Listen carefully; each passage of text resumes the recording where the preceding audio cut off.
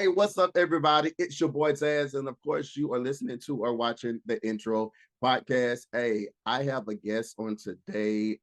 I've just started following her on social media, but when I say one of the most effective individuals I have ran into on social media in a long time, because on social media, you will run into some people or learn about some folk, and you be like, why am I following him? Why am I following her? But when I tell you the God's honest truth, it's a breath of fresh air to find somebody who is doing something effective. Let me give you a little bit of information about Miss Joy Pittman, blending her unwavering faith with business entrepreneur. Joy Pittman is now equipping urban ministry leaders with tools to successfully manage their spiritual and business side. How are you today? I am doing well. How are you? I am wonderful, man. It is such a pleasure to have you on today's show. As I told you before, and I just explained to the audience, I love the fact that you are as effective as you are in what you do. Thank you. Thank you so much. That means a lot, especially for people that are like coming across and kind of getting an early glimpse or a first glimpse of things, to be like, effective is a good word. So I'm going to take that word. I'm going to take effective. Yeah. How did you get into this area of entrepreneurship? I got you. So the pandemic, God is funny. I left my job at the end of 2019 to go into consulting because I was working in HR and corporate spaces and just kind of gotten burned out with the conversation that I wanted to have and the one that I could have, like the two conversations. So I was like, I'm going to go out. And initially I was going to go do consulting for women in leadership and kind of give them that HR lens from the other side, where I wasn't aligned with the organization. I stepped out November of 2019, and then February 2020 being a pandemic. And I was like, wait a minute, right? What happened? Now, many background prior to that, I had launched something called When Faith Meets Strategy. In 2019 in February, I really felt led to really just share some of the business concepts I was learning or I had learned over time with the faith community, as opposed to like complaining about the stuff that I didn't enjoy. As a member of the church, I was like, let me just say from a non-critical place, but from a helpful place, what are some of the areas that we can address? How can we be more mindful about our money? How do we be more mindful about our engagement and how we build community in church, etc.? Not knowing exactly a year later, we would walk into a pandemic and New York had to shut down and all those. I live in an area that got hit, quickly and early because of the city and all the other stuff. So I started building HR for the Culture, which is my HR business. We walked into a blessing in that while the pandemic was happening and the world was shutting down, Black folks were getting more money and e-commerce brands were growing because people were home with extra money shopping. Yeah. I started working and supporting e-commerce businesses. We did 6 figures in our first 6 months. We actually hit a combined total of $1 million in revenue in our first 2.5 years, right? And so that was like a big deal, but I had this little nagging thing on my shoulder that was like, what about the faith community? Yeah. You thought about the people. And so I kept thinking it was an either or. And what God really began to show me is that it is both, that it is not ministry or marketplace, it's kingdom.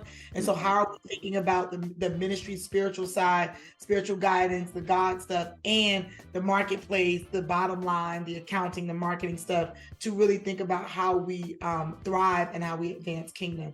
And so I kind of went back into a faith meet strategy with a different vision of building a bridge between ministry and marketplace for kingdom advancement. So essentially, I say business stuff through biblical stories, a biblical lens. So I'm churchy enough that the saints can get with me, but I have enough business acumen that the non-saints can get with me, and it's really building a bridge between the two to advance the kingdom.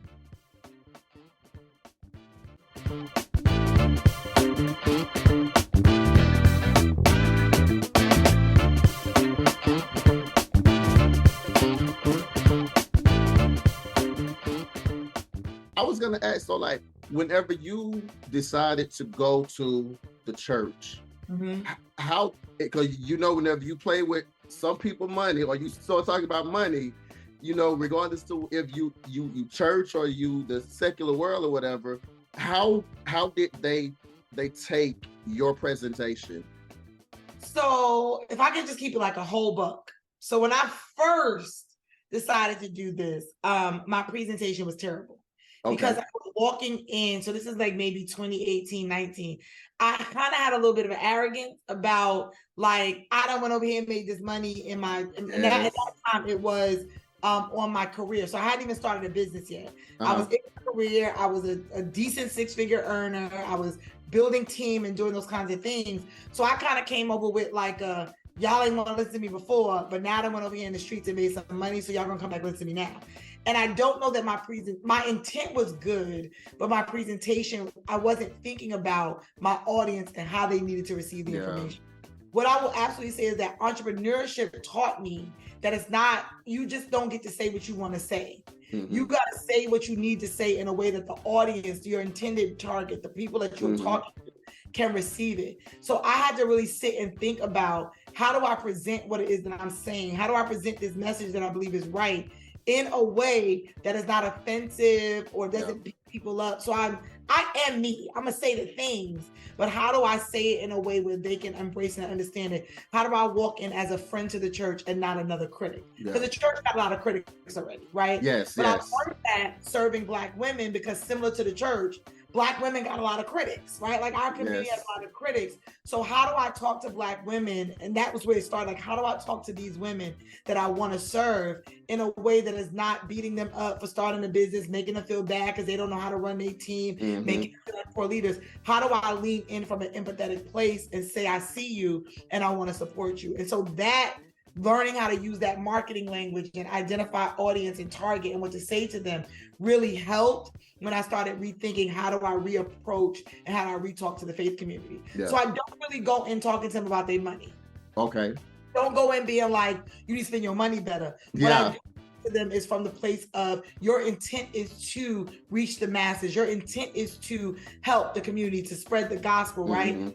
How are we doing that? Where are you on your measure of doing that? And if you're not doing it great, how do we do it better? And in doing it better, I probably am going to have to talk to you about your numbers. And I will have to talk to you about these things, but I don't go in attacking the thing. I go in addressing the fact that we have impact that we want to bring. And so how do we bring that impact in the best way?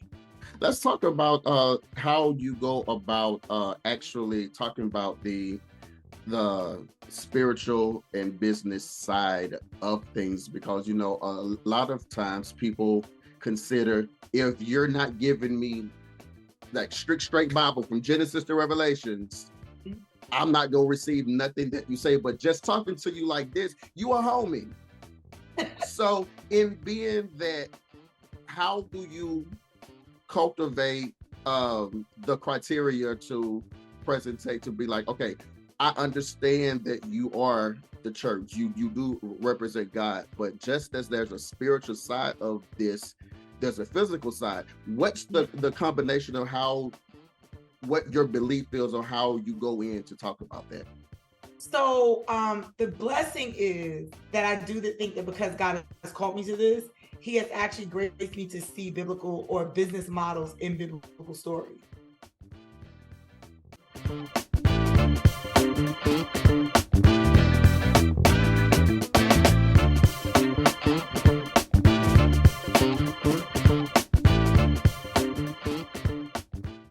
So a lot of what I do is I am unpacking scriptures that you've already read, but I'm pulling out the business concepts in those stories. So you can't really dispute me on this, right? So I'll give an example. One example that we use in team building is the Genesis model, right? Like we talk about the story of Genesis. Jesus or God does not say, let us make man until day 6. So when I'm talking to people from that story, I'm like, you know this story. So we talk about day 1. In day 1, he said, let there be light. All that was illumination. Let me see what's here. Let's identify what's here. So when I'm walking them through it from that perspective, they're like, oh, day 2, he starts saying, let's organize, let's separate the water from the earth, let's separate the light from the darkness. So he illuminates and then he organizes, right? Day 3, he starts producing resources. So when I explain to them, you hiring too early, you bringing people into your vision that you have not clarified and not organized and not structured. I'm not just coming to them with like, you doing it too early. I'm like, what did God do? I don't believe in what would Jesus do. He already did it. So what did Jesus do, right? Let's go back and look. So when I'm bringing it to him from that perspective, I'm saying, so he didn't introduce man into day 6. And when he brought man in day 6, he already had a job description. He said, I want you to multiply, replenish, renew the earth. He already said, let's make man in our image. So he was clear about the type of people that he wanted to bring in, right? And they already had resources there to operate in. He didn't bring them in and say, you change the dark and void. You add animals. He said, no, just replenish and multiply what I've already created. So when I'm talking to them about how to set foundation and vision, I'm talking to you from your Bible. So you can dispute the Bible with me, but if we're looking at the pattern of what God did, so that's one of the ways that like most of our training models, especially in the faith-based space, always has. So Joseph, we talk about Pharaoh having to be courageous enough to have a dream that he could not interpret, and then go get somebody else to interpret the dream. Yes. And then set Joseph up, give him the chariot, give him the signet ring. Like, what does that mean around building your leader? So Daniel, so there's all these different models. When I read, I feel like I read the scripture through a business. So like, I'm like, thank you, Jesus. And also, that's a good strategy at the same time. Really helps me talk to my audience in that way.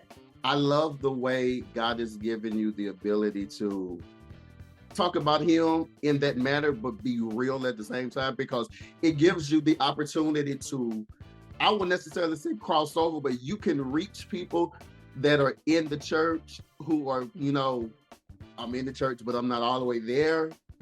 But when I'm listening to her talk, because she's talking my language, I can believe what she's saying. I think that's so clever. So I done the show last week, and I was talking about going back to what you were saying about hiring people, to where you can hire the right people at the wrong time that can mess up your entire business, ministry, or whatever. And I feel like you can just give me something on the norm. Let's go. Yeah. So again, using that model, and I don't want to beat the horse to death. A lot of times what I think is happening, what I use the analogy of, is that we are hiring people into darkness and void. So we are bringing people in, we're bringing in day 6 on day 1, and they don't have a framework to even work in. So you got to think about it. You're figuring it out. And what we often do sometimes is like, God gave me a vision, right? I'm just gonna hire somebody into the vision and let them figure it out, because I'm ready to go over here. I'm tired. I don't work hard. It's like, that's not how that works. Yeah. You have to give people a framework to work in. So even when we look at people that build, even we think team in the Bible, even when you think about Pharaoh brought Joseph out. Joseph had the strategy. Joseph had the implementation plan. Pharaoh had the resources. Pharaoh had the authority. Pharaoh established kingdom. So what I think is happening sometimes is that we're bringing people into things we haven't established. What I try to tell people all the time is that when you're hiring people, their job is to replenish and to multiply. So they are either multiplying what you have already set in motion, and they're making it operate more effectively, more efficiently. They're adding speed, they're adding quickness, they're adding efficiency, right, to what you've done. Or they are replenishing, meaning that you have exhausted yourself in a certain area. Now they're coming to build it back in. But bringing people in to build from the ground up in something that you have not clarified is chaos. Yeah. It doesn't work. And so we brought people in and spent a lot of money and frustrated relationships and burnt people out and left a bad experience for them and us, because we brought them into darkness and void. We brought them into where there was no light. We brought them in before there was any plants or any animals. So they didn't know what to do. They were just walking around doing what they knew to do best. And then you was like, that's not what I want. Well, what do you want? Give me some clarity. Absolutely. Do you know what you want? Right? Yeah. Like, so we got to figure this out.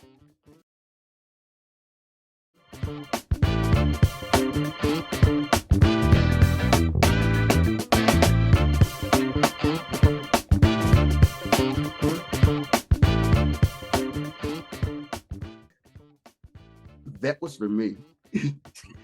That whole entire spiel, that was for me, because like I told you before, we're getting ready, we're shooting for another elevated part for what we're doing. That whole entire spiel was for me. I needed that this morning. On yesterday, I saw that you post on Instagram that you are a published author. You have a book. Let's talk about the book. So let me tell you something. God got me and was like, girl, don't get excited. That was to rip you off the plastic book. We got more stuff Right. But what happened was, so in the month of September, I had been struggling with how do I be consistent on social media? How am I consistent on social platforms? How do I keep showing up? And so I am not the person that's going to take you shopping with me. We're not going to get dressed together. I don't put on makeup a lot. So this lip gloss is the most we given, but it's just where we at. Yeah. So I was like, how do I be authentically myself? I don't want to, play with my dog on camera. Like, what can I do? Mm-hmm. And so I started going live with just my thoughts. Like, God dropped this in my heart this morning. I was saying God got me together. And I tell people all the time, I don't know about the gentle Jesus that talks to people, but my Jesus is from like the hood. He comes from my neck. So I was like, let me share you what my hood Jesus said to me, because your gentle Jesus is saying in a whisper, he's gathering me, right? So I was like, okay. So I started just going live and sharing, and people were like, oh my God, that helped me. So for the month of September, I was in a conversation with somebody, and she DM'd me and was like, you know what? You should do Count It All Joy and talk about grief. And I was like, not gonna do that, but I'll use the name. I don't want to talk about grief because I've had some losses. I've lost my mom and dad, and so it's just been a lot of like losses in a relatively short amount of time. But I don't want to talk about that, but I like Count It All Joy. And it was like a obvious, right? Yeah. And so it was 30 days of faith and gratitude. We're going to build our faith and be grateful. And what ended up happening was over those 30 days, I realized that like just the getting up every morning and digging into a scripture and reminding ourselves and kind of building ourselves. So while I was in the middle of doing a devotional, she was like, yep, we should do a 30-day devotional. So we did the devotional called Count It All Joy. On the backdrop of this, some of the lessons that God has kind of unpacked for us over the 30 days, and now we're in October, so now we have 50 days now, right? Yeah. Of faith and gratitude. But so he's giving me a view of Nehemiah and Joseph and different ones. So those are actually becoming their own books. So we published a devotional. I'm waiting for Amazon to finish approving all the things, but it's in the samples on its way to my house. Yes. So we're good I'll have it up and live. But then I have pretty much almost ready for edit a book called Unlocking Your Joseph, which really talks about how leaders can unlock the hidden talent in their spaces. So we talk a lot about the story of Pharaoh and Joseph, and he got me like thinking, how do we learn Joseph? How do we lose Joseph? And how do we lead Joseph? So Joseph is coming with some trauma because he done been traumatized, he done been betrayed, the wife was wild. So how do we really, as leaders, not just bringing people on our teams to serve what we need, but how are we serving them? Because this is still ministry, right? Yeah. And then how do we loose them and give them room to do what they do? And then how do we lead them effectively? So that's one book. And then 8 Sunday is another book that they're both like literally chapters away from, or 2 chapters away from finished. But it really talks about the 8 different archetypes or personalities we need on our teams. But the one that's going to be ready for click and buy in the next couple of days is Count It All Joy. And it's a 30-day just devotional on really connecting our faith and finding joy in the journey of faith. Because it's not always going to be easy, but our joy is not predicated on the circumstance. It is what we carry inside of us. My only issue with 30-day, whenever it gets too good, I just go through the whole thing in like a couple of days, and then I'm like, what am I supposed to do now? I guess I just start over, do this all over again. Well, I am all about a worksheet. I'm all about a thing. So we talk about the lesson, but then it's like, all right, let's get into it. Yeah. All right, let's keep it real. Right? Like let's address. So it is really designed to do some self-work. I really believe in like self-reflection and self-work. So you might, if you just go read the devotional, you're gonna get through it. But if you actually take the time to do the prompts, engage the questions, think about the prayer points, be reflective, it should take you the 31 days. If y'all read it real fast, and I may have to do 31 more days, right? So just inspire me to keep writing, but I'm uber excited about this season. My mom published something before she passed. And it felt good to do that too. Yeah. But also I feel like I've been saying things for a long time. And so sitting down and organizing my thoughts and putting them on paper really feels like it makes sense for me. So I'm just excited about this. Definitely. So we see where you are now and what you're doing. I love to let people see the entire picture. So before you became this, What was Miss Joy doing? All the random things. Yeah, I love the idea. Like, we see the mountaintop, but people want to know about the climb. Like, what happened? Yes.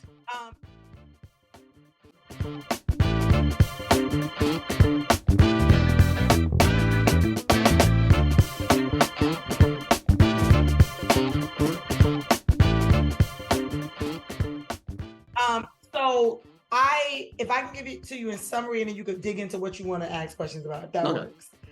We'll be on here for 6 months if I start trying to walk you through 40 some odd of these years. But I actually grew up where I was born, grew up in the church. So my grandfather was a pastor of a church in Brooklyn. My dad was not churched. My mom was. So I lived in a house where on Saturday we were listening to the Temptations, and on Sunday we were listening to Don't Fall into Temptation. That's where we really lived. Yes. And so that was kind of the balance of my life.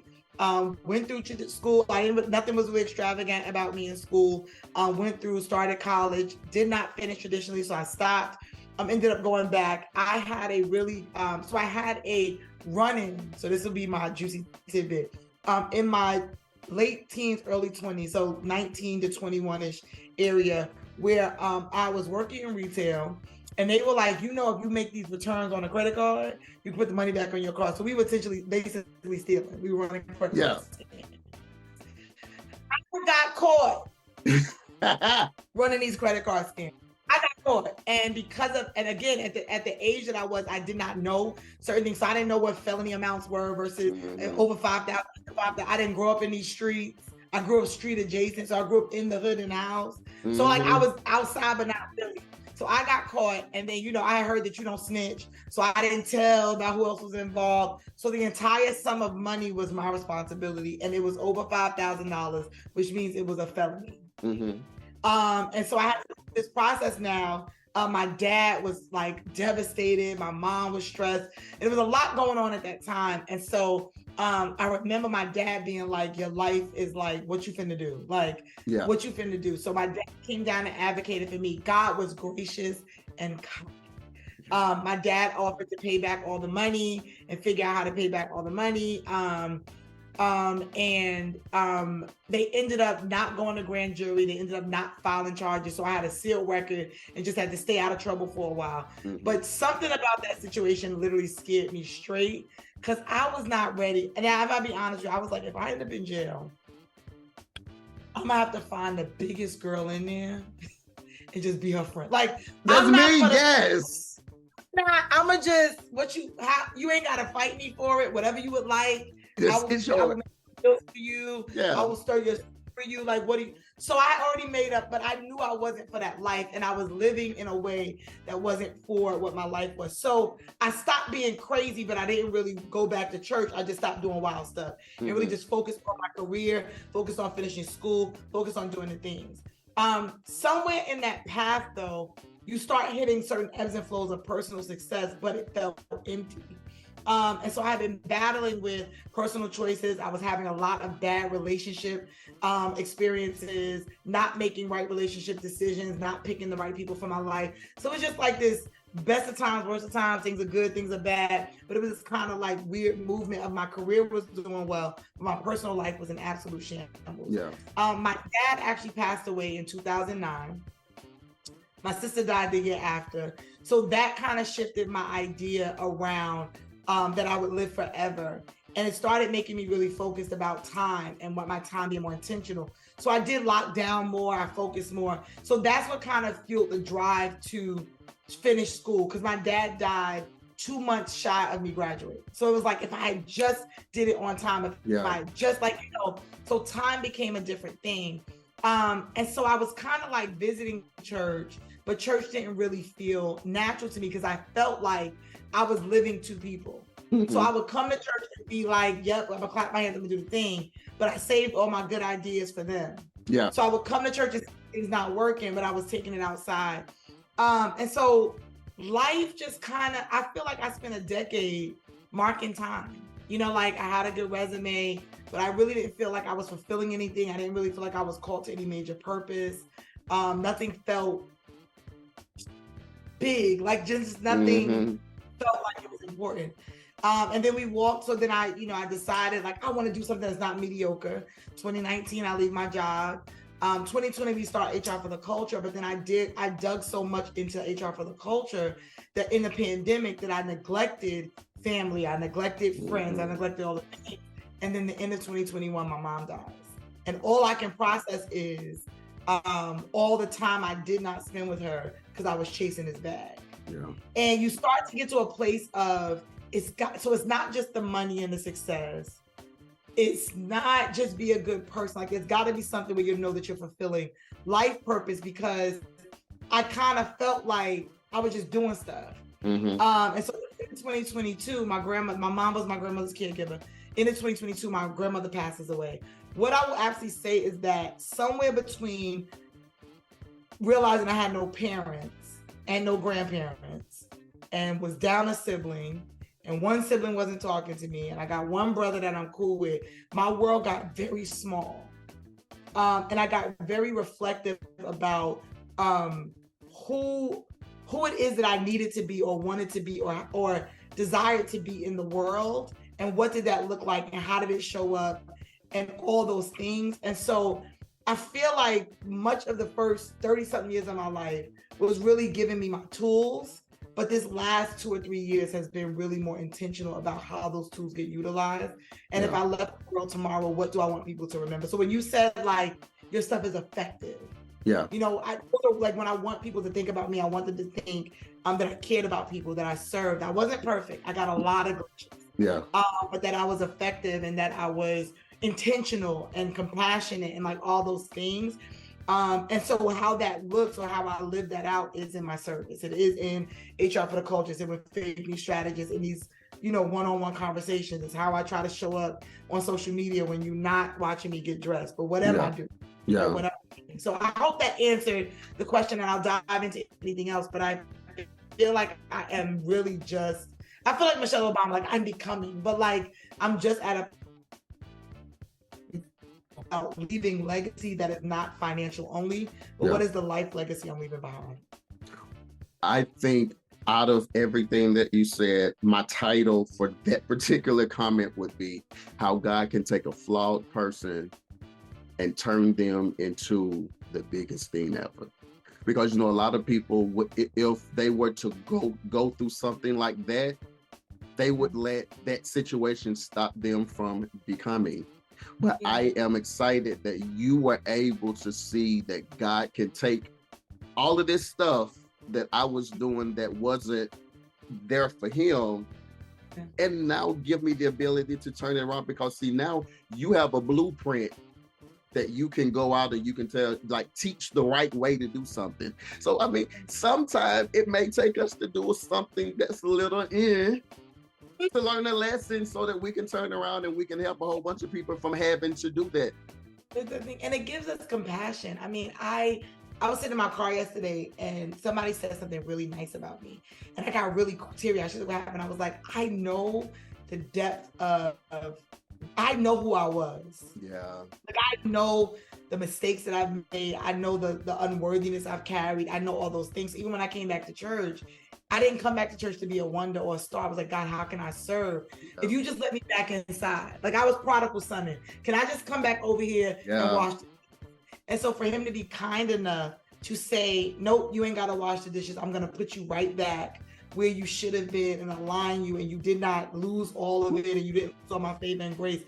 God can do that. And I think sometimes we're presenting the world all these different forms of God. And I think that while God does have a standard, there's a requirement. I did have to align my life. I had to submit. I had to tell him, yes.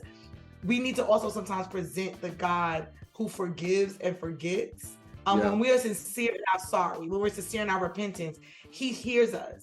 And he's willing, and he forgives, and he forgets, and he's mindful of us. And so while we present God as all the things, let's present him as that. He's the God that forgives and really does forget. I believe that the title of your life should be God is making pain pay. Yeah, I like it. I'm going to use that. You're going to see that somewhere. God is making your pain pay. Hey, yes. I absolutely love it. Where can our listeners or our viewers find out more information about everything you're doing? And please plug in this book again. I need them to get this devotional because I'm going to be on that. It is Count It All Joy, 30 days of faith, 31 days actually, of faith and gratitude. It'll be live soon, right? So it's Count It All Joy. You can get it on Amazon. If you want to learn about what we're doing, majoritively, you can go to The Joy You Need, right? Like I have 2 different websites. It's HR for the Culture with Faith and Strategy, but it all comes together on Instagram, Facebook, whatever my tag is at The Joy You Need on those platforms. If you want to know about the faith-based stuff, whenfaithmeetsstrategy.com, and all the information. We have an upcoming event on November 17th and 18th. It's my birthday.